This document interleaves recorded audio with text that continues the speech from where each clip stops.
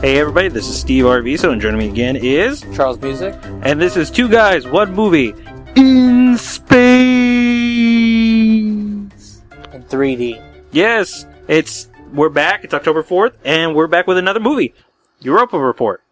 Which you actually hadn't heard of, or maybe I hadn't actually watched it. But you hadn't seen it. I hadn't seen it. I had no idea. It looked like a cheap movie. It looked like a sci-fi flick. Sci-fi channel flick, I should specify. And then I was describing it to you, and then you were like, oh, okay, and I told you to watch it. Yes, and then I did it. And what you think? Except, unlike, other movies you told me to do so, and I have yet to finish. Describe briefly what it is, what it's about.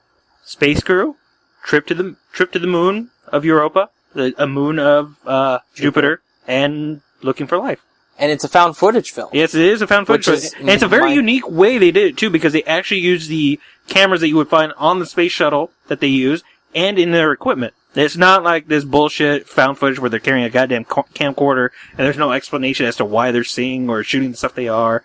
They're running away from something, and why the hell are they still holding the goddamn camera instead of just running like crazy? It's all explained. It works really well. It's very much a sci-fi movie, too. We pulled up some stuff on it, we pulled up some notes, and it's, generally it's considered a thriller as opposed to a horror film. And traditionally I could see it, but I still think it's a horror film in the traditional sci-fi horror film kind of genre. Kind of like, Aliens, the original Alien. Not Aliens, not the James Cameron fiasco, but Alien. Yes, the original one with Sigourney Weaver. Well, as we know, because we both had worked at Blockbuster, there's no thriller section. So it's going in horror action. That's right. And that's that. If you don't like it, that's tough. Go to Hollywood Video. Which people did. Yeah, they did. And then they came right back. But, I thought, I'm a big fan of the found footage genre. I like those type of movies. I like the way, as you said, they shot it with the realistic camera, being on the ships. It was more official. Yeah. And it kind of gave you an idea of who was watching it or where, They even did it in the vein of a documentary because they actually have interviews with some of the crew, the Earth-based crew. Because I believe this was a privately funded mission that was supposed to be to the moon. So. Yes. I mean, kind of like how they did, I want to say, is it District 9? How they shot it? Yeah, that was District 9 that did the found footage, but it was also a documentary. Yeah, like government footage. Yeah. I'm doing the air quotes. Well, I think it was a documentary, but the film that we saw in District 9 was actually just a movie that was shot kind of like found footage just because of the budget. But this actually, it's basically just a few astronauts. And Sharlto Copley's in it too, oddly enough. The guy from District 9. But, it's like 6 astronauts, and, basically they're going to find, life on Europa. Mm-hmm. And so, of course, when you're already in space, things are going to happen, and they basically lose, communications with Earth. Mm-hmm. So, while they're trying to fix it, they lose one of their members. Everything just goes fucking wrong in this movie. Anything that could possibly go wrong on a space mission goes already fucking being wrong. In space, not being able to talk to home, and then you lose a member. You're down to 5. Mm-hmm. So each of these 6 members were specialists that were picked for their field of expertise. The first one that goes is actually, and it's right at the beginning of the movie, is, what's his name in District 9? The guy from District 9, and A-Team. The junior engineer. So their engineer is gone. That's a big loss on any kind of... Not to mention that they've been bonding, for quite a while as they've been in space. I think it's supposed to be like 18 months or something like that. Again, this is after 6 months of mission time is when they lose the storm. But then it's 20 months later, and they finally land on Europa. Yeah. So, can you imagine spending, a good year and a half? Over a year and a half, with the same 5 people.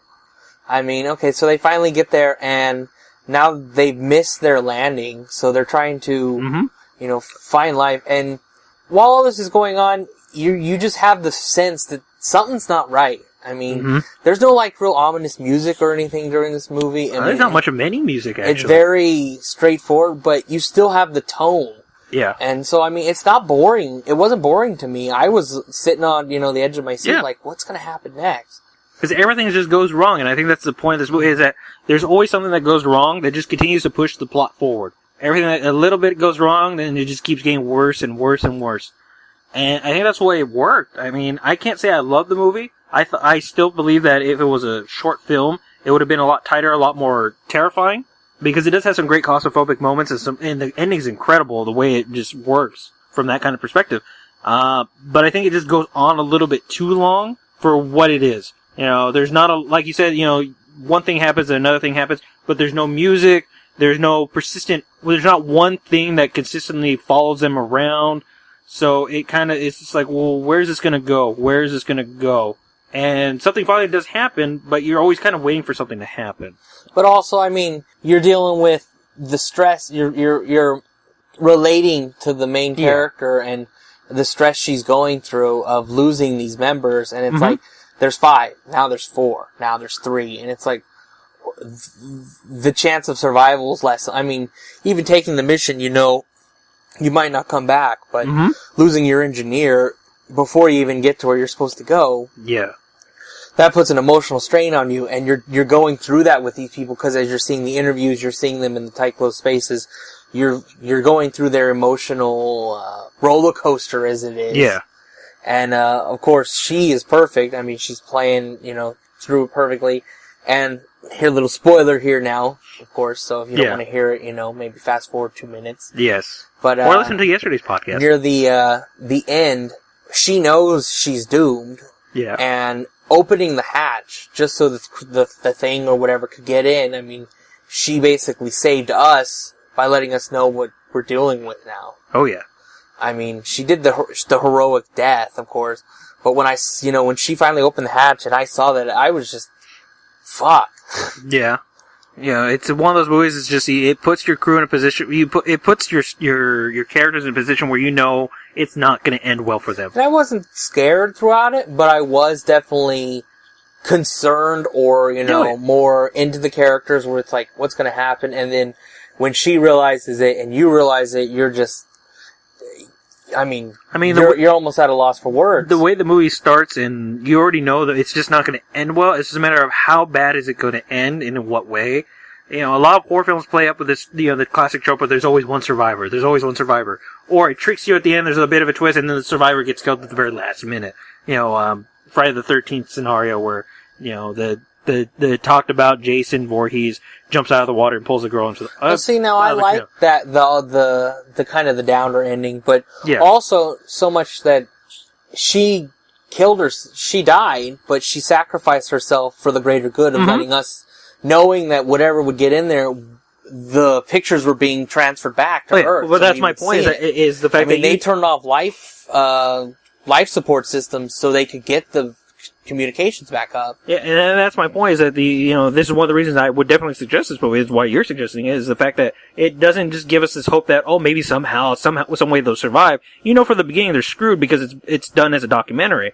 And something had to have gone wrong if they seem to be kind of down and morose the whole time. But even though you're knowing, because it's the found footage, you don't know what happens. You don't know what happens, and it's not so much that, I know all these people are doomed. I'm actually, it's just shocked to see them go too. Even though they're doomed, you're still surprised at how each one goes and dealing with it as each character deals with it. And, it kind of plays, it's a bit Lovecraftian. You get a bit into the psychology of the characters. You see the big thing, the big reveal at the end that kind of just blows your mind, and their determination. I mean, these guys are experts in their fields, and they're doing something. I mean, as they keep saying, this is something no one else will do. We're the first. This is life-changing right here. We have to, okay, my life's in danger, but I gotta get these samples, because this is... We're not going to be able to do this again. We're not going to come back, It's very true. It works. It really works. I just wish personally, I would have loved to have seen this as a short film, but it as a full feature, it still works. And especially for, how many space movies we've had, like type of thrillers and horror Stranded, films. Red Planet, Mission to Apollo Mars. 13, or there was the Apollo 18. Apollo 18. I mean, so this one actually holds up, and I would definitely recommend it to anybody. Yeah, I have to say the same thing. So if you have an opportunity, it is available on Netflix. As of right now, it's still on Netflix. I believe it should be available through October. For streaming. It might be available on Amazon Prime if you have that as well. I'm not too sure. But it is something to check out if you get the opportunity. You look at the cover, you look at some of the details. Like I said at the top of the podcast, it does kind of sound and look a bit like a low-budget Sci-Fi Channel film, but it actually isn't. It is a full production. It does look a lot better than it does in stills. So realize it is a found footage. And don't film. judge it on the trailer if you watch the trailer. Just does the trailer just really screw it up? I didn't watch the trailer. You just watched the trailer. Maybe watch the movie. The trailer will, reveal things and stuff like that. Okay. I mean, if you are gonna just to get a sense of it, watch 30 seconds of the trailer and turn it off. Charles' go-to. And then watch the movie. Yeah. If you're a found footage fan, if you're a sci-fi fan, if you're a horror fan, watch it. Give it a shot. You can do a lot worse with one night with a horror film. Yeah. You could watch Leprechaun in Space. Ugh. But that's for another podcast. What about Critters 3 in space? Yeah, let's not go there. Well, again, this is Steve Arviso with Charles Musick, and this has been Two Guys, One Movie in Space. In 3D.